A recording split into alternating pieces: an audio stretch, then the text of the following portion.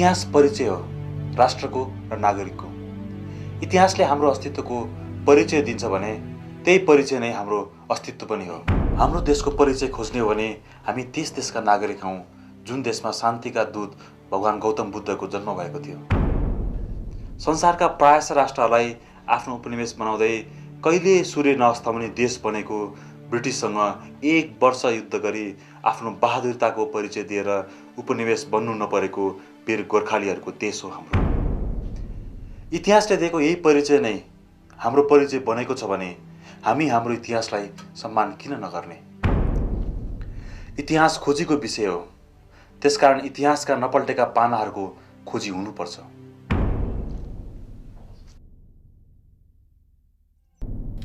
प्राचीन खसकाल र किराँतकालमा पनि यो विशाल थियो र यसको पूर्वी सिमाना कामरू कामक्ष्या,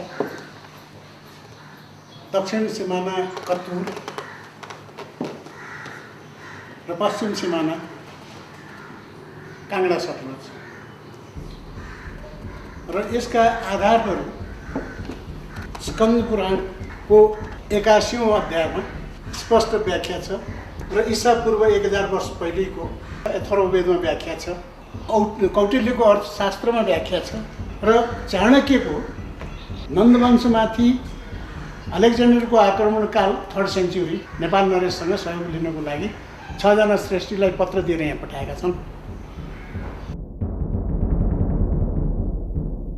2200 वर्ष पुरानो सम्राट अशोकको लुम्बिनीमा स्थापित अशोक स्तम्भ, जहाँ हिद बुद्ध जाते नेपाल अथवा बुद्ध यस ठाउँमा जन्मेका थिए र यो नेपाल हो भनेर प्रश्न गरेको छ। यो 2200 वर्ष पुरानो सम्राट समुद्रगुप्तको इलाहाबाद स्थित शिलालेखमा नेपालको पूर्वी सिमाना कामरू कामक्ष्या, दक्षिणी सिमाना पाटलिपुत्र कतुर र पश्चिममा उदमपुर भनेर जुन व्याख्या गरिएको छ। कामक्ष्या भनेको आसाममा पर्छ, आसामको राजधानी, र पाटलिपुत्र भनेको पटना, कतुर भनेको इलाहाबाद नजदिक र उदमपुर भनेको उत्तर पश्चिम पन्जाब। र यो ईसाको 350 वर्ष पहिलेको शिलालेख हो। त्यस अवस्थामा नेपाल विशाल थियो र लिच्छवीहरू किराँतहरूको अन्त, लिच्छवीहरूको शासनको प्रारम्भकाल थियो। त्यो अवस्थामा लिच्छवीहरू कमजोर हुँदै गइसकेपछि यो देश 53 टुक्रामा विभाजित भयो। टुक्रामा चाहिँ विभाजित भएको टुक्रे राजालाई पृथ्वीनारायण शाहले त्यो आफ्नो एउटा चाहिँ अदम्य उत्साह र आफ्नो अतीतको चाहिँ एउटा इतिहासको एउटा ज्ञान, त्यसले उनलाई एउटा चाहिँ र पौराणिक कथाको आधारले पनि उनलाई अत्यन्त प्रेरणा दियो र प्रेरणा दिएर यसलाई चाहिँ जस्ताको तस्तै पुनर्एकीकरणको अभियानलाई चाहिँ यसले कायम गरेका हुन्। त्यसमा चाहिँ जनताको, सारा भारतको, जरा वीर पुरुषहरूको ठुलो सहयोग थियो। त्यो सहयोग नपाएको नभए उनी एक्लैले त केही गर्न सक्दैन थिए। सबैको भावनालाई मिश्रित एउटा प्रतिनिधित्व पृथ्वीनारायण शाहबाट भएको यो पुनर्एकीकरण भन्ने चाहिँ यो वास्तविक हो। विक्रम सम्वत 1799 मा पृथ्वीनारायण शाह गोर्खाका राजा बनेको 1 वर्षपछि नै छिमेकी राज्य नुवाकोटमाथि हमला गरी विजय प्राप्त गरेर नेपाल एकीकरण अभियानको सुरुवात गरे। त्यसपछि उनले विक्रम सम्वत 1819 मा सेन राज्य मकवानपुरलाई एकीकरण गर्न सफल भए र झनै उत्साहित पृथ्वीनारायण शाहले विक्रम सम्वत 1823 मा कीर्तिपुरमाथि पनि विजय पाए। लगत्तै विक्रम सम्वत 1825 मा कान्तिपुर, ललितपुर तथा 1826 मा भक्तपुरलाई आफ्नो अधिकारमा लिई काठमाडौँ उपत्यकालाई एकीकरण गरी काठमाडौँलाई नेपालको राजधानी बनाए। त्यसपछि श्री 5 पृथ्वीनारायण शाह पूर्वतर्फ एकीकरण गर्न तम्सिए र विक्रम सम्वत 1830 मा चौदण्डीमाथि विजय पाए। अर्को वर्ष विजयपुर राज्यलाई एकीकरण गरी पूर्वतर्फको सिमाना मेचीको आसपास पुर्याए।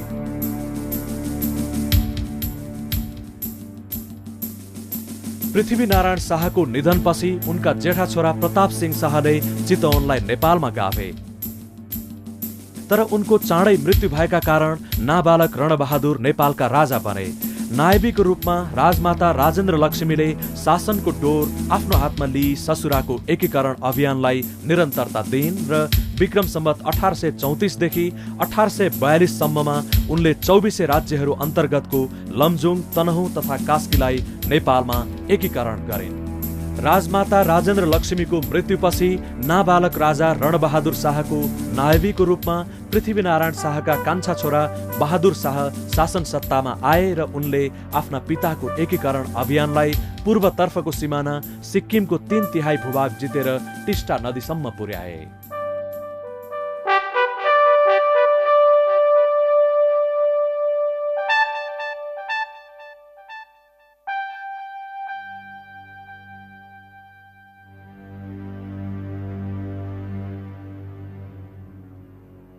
यही हो टिस्टा खोला। हाम्रा पुर्खाहरू भूभाग जित्दै जित्दै यहाँ आएर यहाँ चाहिँ आफ्नो खुकुरी पखालेको भन्ने खान्छ। खुकुरीमा लागेको रगतको गोबर यहाँ पखालेको थियो।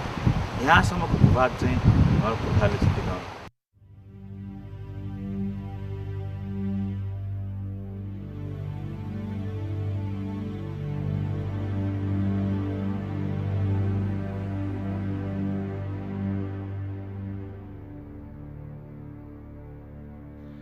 त्यसपछि उनले पश्चिमतर्फ ध्यान केन्द्रित गरे र बाँकी रहेका 24 राज्यहरूमा 1844 सम्ममा अधिकार जमाए।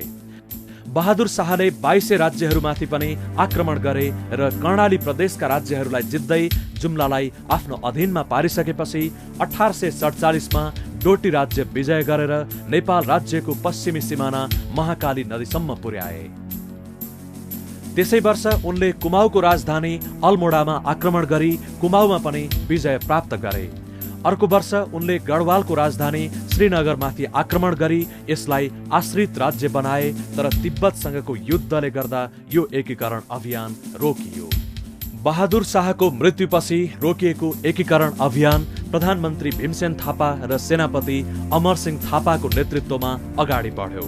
विक्रम सम्वत 1861 मा श्रीनगरमाथि फेरि आक्रमण गरियो र गढवाललाई पूर्ण रूपले नेपालमा गाभियो। यसरी नेपालको पश्चिमी सिमाना जमुना नदीसम्म पुग्यो। त्यसपछि तुरुन्तै नेपाली सेनाले जमुना नदी तरी जमुना र सतलज नदीका बीच 12 र 18 ठकुराईका नाममा रहेका थुप्रै ससाना राज्यहरूलाई एकीकरण गरे। विक्रम सम्वत 1863 मा अमरसिंह थापाले सतलज पार गरी विभिन्न ठाउँहरू जित्दै काँगडा शहरमा आक्रमण गरे, तर रावी नदीसम्म पुगिसकेको नेपाली सेनाले काँगडा किल्लालाई जित्न भने सकेन।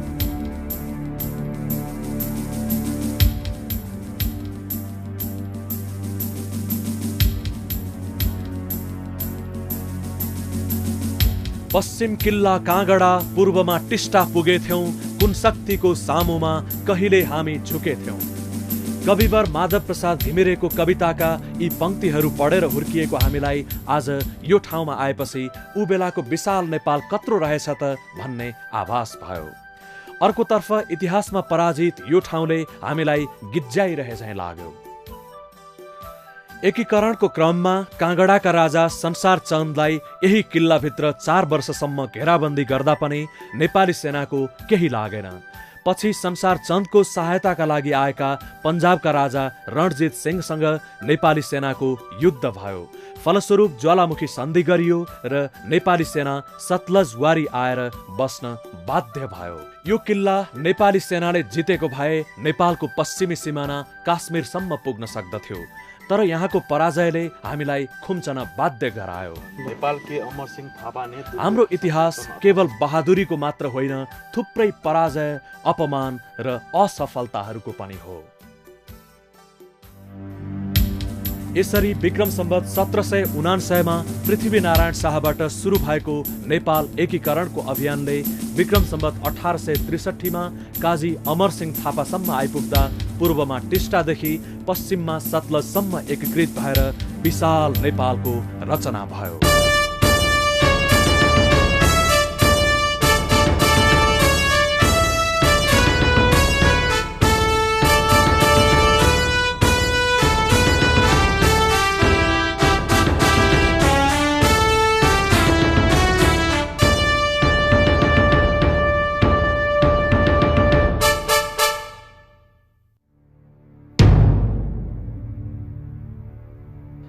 यसरी पुर्खाले आर्जेको विशाल नेपालको दुर्भाग्य तब सुरु भयो जब 1 नोभेम्बर 1814 का दिन इस्ट इन्डिया कम्पनीका तर्फबाट जनरल हेस्टिङ्सले नेपाल विरुद्ध विधिवत रूपमा युद्धको घोषणा गरे।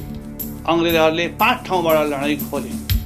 यी सबै खोलेको मध्येमा 2 ठाउँमा नेपालीहरू हारे र 3 ठाउँमा नेपालीहरूको विजय भयो।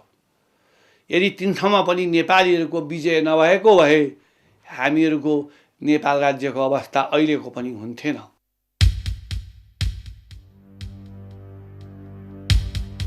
नेपाल अंग्रेज बीचको युद्धको मोर्चामध्ये सुदूरपश्चिमतर्फको रक्षाको भार अमरसिंह थापामाथि थियो र उनी यही ठाउँबाट युद्धको मोर्चा सम्हाल्थे। सतलज भेगबाट नेपालमा आक्रमण गर्न खटिएका अंग्रेज जनरल अक्टर लोनीले अमरसिंह थापालाई हामीसँग मिल्न आऊ, पश्चिमी भेगको शासन सत्ता दिन्छौं भन्ने प्रलोभन देखाएका थिए। तर अमरसिंह थापा अंग्रेज सेनाको लोभमा फसेनन् र वीरतापूर्वक लडेर किल्ला जोगाइरहे। यसरी सतलज हत्याउन नसक्ने भएपछि अंग्रेजहरू अर्को युद्ध मार्गबाट नेपाली भूमिमा छिरे।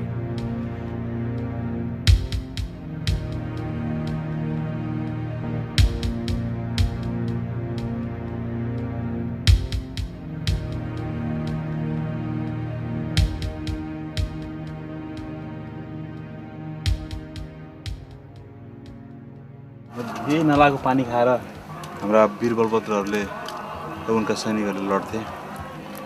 यो त्यो नाला पानी हो र यहाँ माथि चाहिँ उनीहरूको किल्ला थियो, पछि अङ्ग्रेजहरूले ध्वस्त पारे। यहाँ बलभद्र कुँवर, बुढाबुढी, आइमाई, बच्चा बच्ची सहितको जम्मा 600 सेनाली आधुनिक हात हतियारबाट सुसज्जित भई 4000 सेना सहित आएका जनरल जिलेस्पीसँग बहादुरीका साथ लडेका थिए।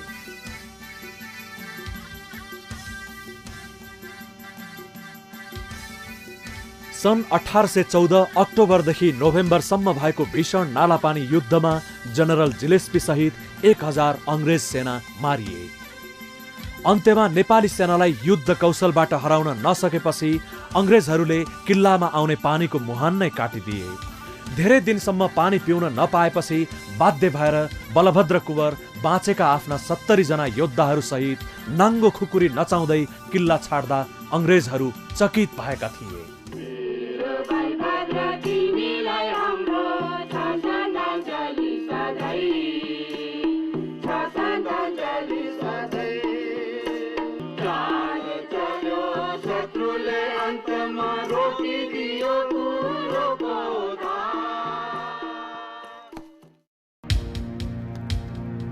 यी तिनै स्मारकहरू हुन् जुन अंग्रेजहरूले आफ्ना बहादुर शत्रुहरूको सम्मानमा निर्माण गरेका थिए। यसलाई आत्मसात गर्न पाउँदा गर्वले मुटु ढक्क फुलेर आउँछ, पाखुरामा रक्त सञ्चार बढ्छ अनि भन्न मन लाग्छ, जय वीर पुर्खाहरू।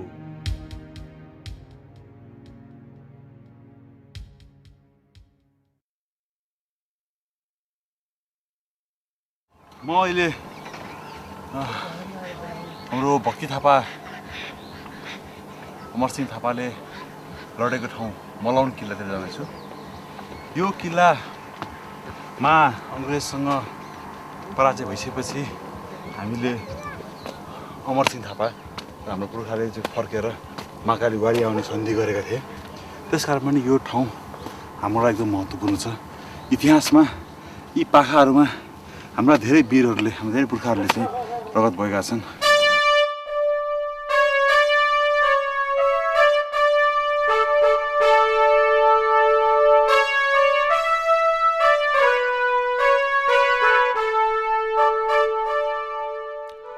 यो हो मलोनको देउथल किल्ला।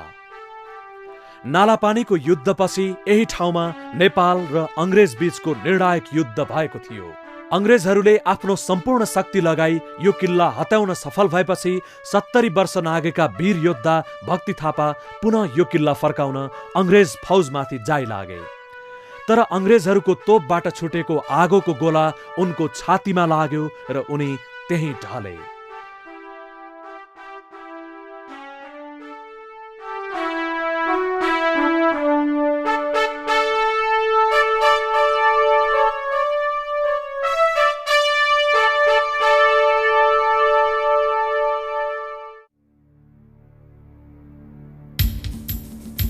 यदि नेपाली सेनाले अंग्रेज सेनापति अख्तर लोनीको हातबाट यो किल्ला फर्काउन सफल भएको भए यो युद्ध नेपालको पक्षमा हुन्थ्यो।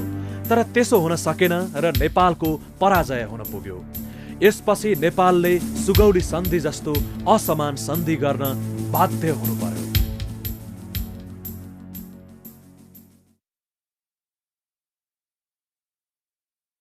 सन् 1815 2 डिसेम्बरका दिन नेपालका तर्फबाट चन्द्रशेखर उपाध्याय र गजराज मिश्र तथा इस्ट इन्डिया कम्पनीका तर्फबाट लेफ्टिनेन्ट कर्णेल ब्राड शाहका बीच सुगौली सन्धि भयो।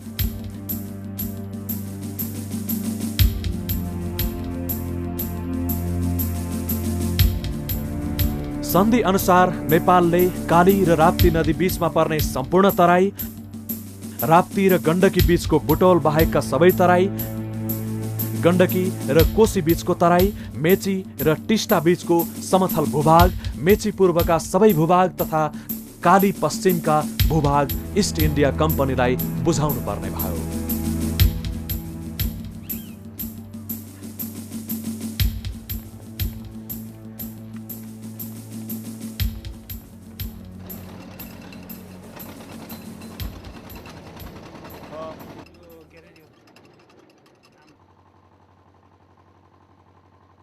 किनभने सुगौली सन्धिमा सतलज नदीसम्मको हाम्रो सिमानाबारे केही उल्लेख छैन। त्यहाँ त खालि महाकाली नदीदेखि पारी त्यहाँको जनता, त्यहाँको भूभागसँग नेपालको राजाले कुनै पनि किसिमको सम्पर्क राख्न पाउने छैनन् भनेर भनिहाल्छ। तर कहाँसम्म भन्ने कुराको उल्लेख सुगौली सन्धिमा छैन। र त्यो चाहिँ के हो भने हाम्रो इतिहासलाई लोप गर्ने अथवा इतिहासको सत्यताबाट टाढा लैजाने अङ्ग्रेजहरूको त्यो बदनियत हो। सन् 1815 मे 15 का दिन नेपालको तत्कालीन सेनानायक अमरसिंह थापा र ब्रिटिस पक्षको तत्कालीन सेनानायक अख्तर लोनीका बिचमा भएको एउटा समझदारी अथवा सन्धि नै भने पनि हुन्छ त्यसलाई। त्यसमा चाहिँ महाकाली नदीदेखि सतलज नदीसम्मको क्षेत्र नेपालको हो भन्ने कुरा स्पष्ट रूपमा उल्लेख गरिएको छ। र लडाइँमा नेपाली पक्षको पराजयको कारण अझै पनि उसको अधीनमा रहेका जस्तो मलाउ, सबाथु, भिली, अर्की, यमुना र सतलजको बिचको क्षेत्र, यी विभिन्न क्षेत्रको उल्लेख गरिएको छ त्यसमा, त्यो सन्धिमा। र त्यसले के देखाउँछ भने त्यसबेला नेपाल कहाँसम्म पुगेको थियो र वास्तविक रूपमा नेपालको सिमाना के हो भन्ने कुरालाई देखाउँछ। यो सन्धिलाई नेपालका राजाले 15 दिनभित्रमा हस्ताक्षर गरी ब्राड शाहलाई बुझाउनु पर्ने भन्ने थियो।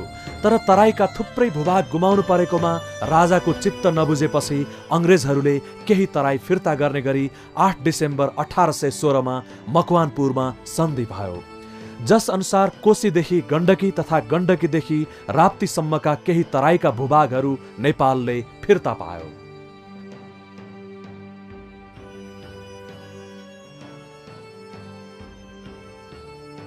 सन् 1857 मा भारतमा इस्ट इन्डिया कम्पनी सरकारका विरुद्ध उठेको सिपाही विद्रोह दबाउन जङ्गबहादुरले सेनासहित ठूलो सहयोग गरे। त्यसबाट खुसी भएर अङ्ग्रेजले 1860 को नोभेम्बरमा सुगौली सन्धि अनुसार नेपालले गुमाएको भूभाग मध्ये केही तराई फिर्ता दियो। यसरी सुगौली सन्धि पश्चात 2 पटक तराईका केही भूभाग फिर्ता भएपछि वर्तमानको नेपाल बनेको हो।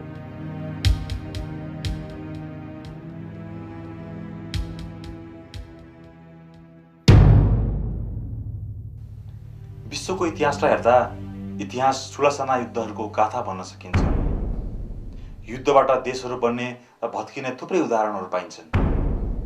इतिहासमा बनेको विशाल नेपाल ब्रिटिसहरूसँग युद्ध गरिसकेपछि एक सानो पहाडी राष्ट्रमा परिणत भयो, अर्थात् राष्ट्रले थुप्रै भूभाग ब्रिटिस इन्डियालाई सुम्पिसकेपछि कमजोर बनेको राष्ट्र नेपाल ती भूभागहरूप्रति आजसम्म पनि चुपचाप भएर बसिरह्यो। नयाँ सोच र दृष्टिकोणले जब इतिहास खोतल्न सुरु हुन्छ तब इतिहासले युगान्तकारी र प्रगतिशील आधारहरू प्रदान गर्दछ।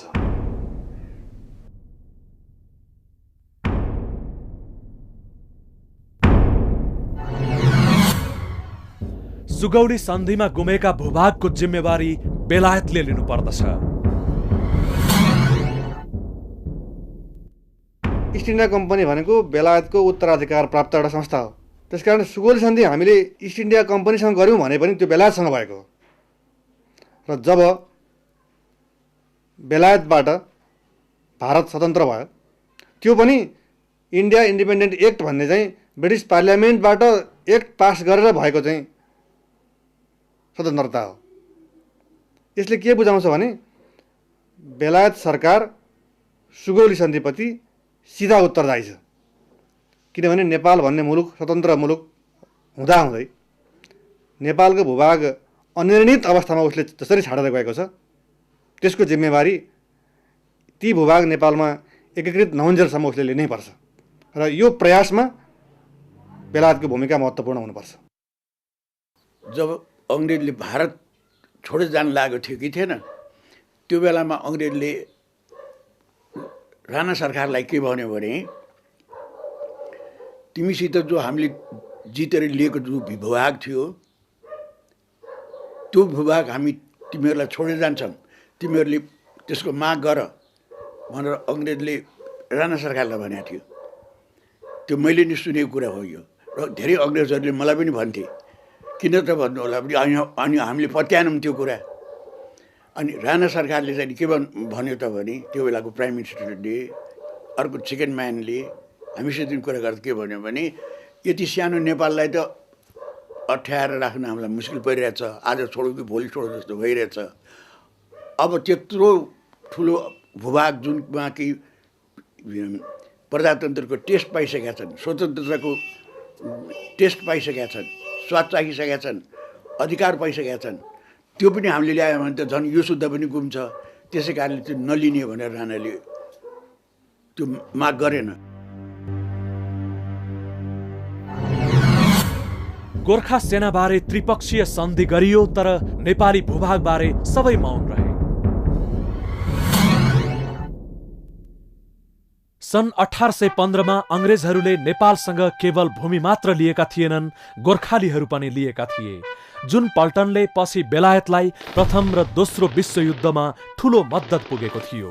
जब भारत स्वतन्त्र हुने सन्दर्भ आयो, गोर्खा सैनिक बेलायत र भारत बीच बाँडफाँड गर्ने निर्णय भयो र नेपाललाई समेत राखेर त्रिपक्षीय सन्धि भयो। तर नेपालको भूमिको बारेमा कुनै किसिमको सोच न त बेलायतले राख्यो न नेपालले, न त भारतले नै त्यस्तो उदारता देखायो। 1947 मा बेलायत भारत र नेपालका बीचमा जुन त्रिपक्षीय सन्धि भयो त्यो चाहिँ बेलायतलाई पनि भारतलाई पनि गोर्खाली सेना चाहिएको हुँदा नेपाललाई पनि समाविष्ट गरेर सन्धि गरियो। तर नेपालको भूभाग सुगौली सन्धिमा जति गुमेको थियो त्यो भूभाग चाहिँ अब बेलायतलाई चाहिएन र भारत चाहिँ त्यो भूभाग दिन चाहँदैन थियो र नेपाल सरकार, तत्कालीन नेपाल सरकार पनि स्वार्थको कारणले ती भूभागको बारेमा कुरा उठाउन तयार थिएन। यसरी बन्देतपूर्ण ढङ्गले हाम्रो जमिन चाहिँ भारतमै रह्यो र उनीहरूलाई आवश्यक परेको हुँदा आफ्नो राष्ट्रिय स्वार्थको कारणले गोर्खाली सेनाको चाहिँ विभाजन भयो।